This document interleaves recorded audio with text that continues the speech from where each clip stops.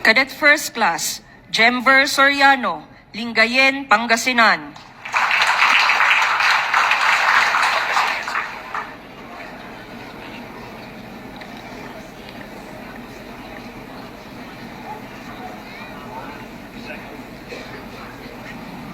Okay, so ito na yung si Jemver Soriano. Ito na yung pangyayari. No? Tignan natin isa-isa.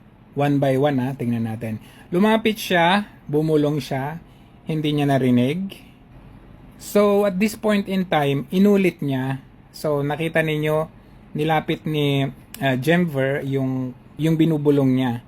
So at this point in time, narinig na ni VP. Narinig din nito. Dito sa puntong ito, tahimik pa itong si Gibo. Wala siyang reaction, kumbaga walang reaction. Kita natin, titignan natin si VP dahil narinig na niya, kasi si BBM pinaulit niya eh. Pero si VP narinig na niya yun. Kita ninyo tong hawak-hawak niya. Hawak niya yan eh. Hihilain pa ni VP yan. Yung hawak niya na yan, yan, diploma yan. Hihilain ni VP yan, pabalik.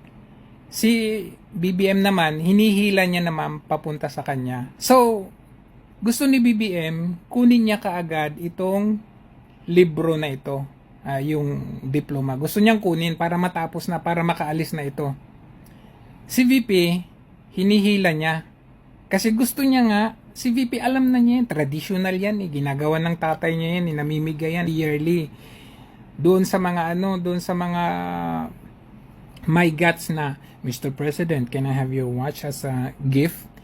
Meron at meron sa mga graduates na yan. May mga guts na hihingin ang relo ni PRRD yearly yan. So, naging traditional yan. Ito, sinubukan si BBM. Pero nakita ninyo, nagmamadali siyang kunin itong diploma na ito para ito makaalis na. Si VP, hinihila naman niya. Kasi gusto nga niya ibigay eh. Bakit pahihiyain yung tao? So, ipi-play natin ito, mapapansin ninyo na hinihila ni VP itong diploma. Dito, at this point in time, ayan, hawak ni VP, hinihila niya. Okay? Hawak ni VP, ayan, hawak ni VP, hinihila niya.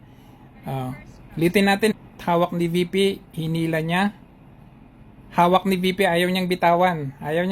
Hawak ni VP, ayaw niyang bitawan. Pero hinila niya. So dito, walang reaction si Gibo. Pero nung nakaalis na si Soriano, saka tumawa si Gibo. Mapapansin niyo dito, ayan na, may ibubulong si Gibo. Ayan, binulong niya kay Browner. Ayan, tapos tumawa. Ayan, binulong kay Browner, tapos tumatawa sila. Ang bastos, di ba? Grabe.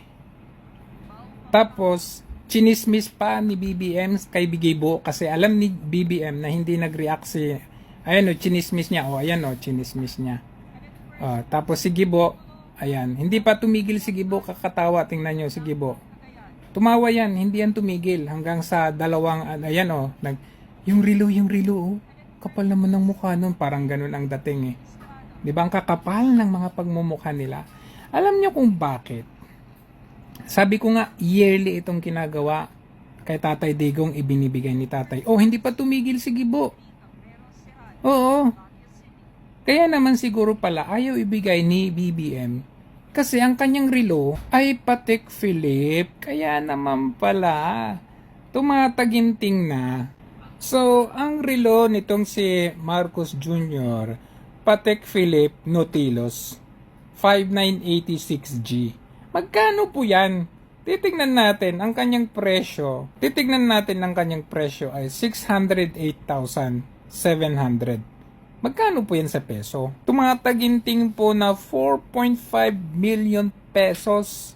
Kaya naman pala ayaw ibigay. Samantalang si Duterte, mapa-PMA man yan o Philippine Marine Corps, binibigay niya yan.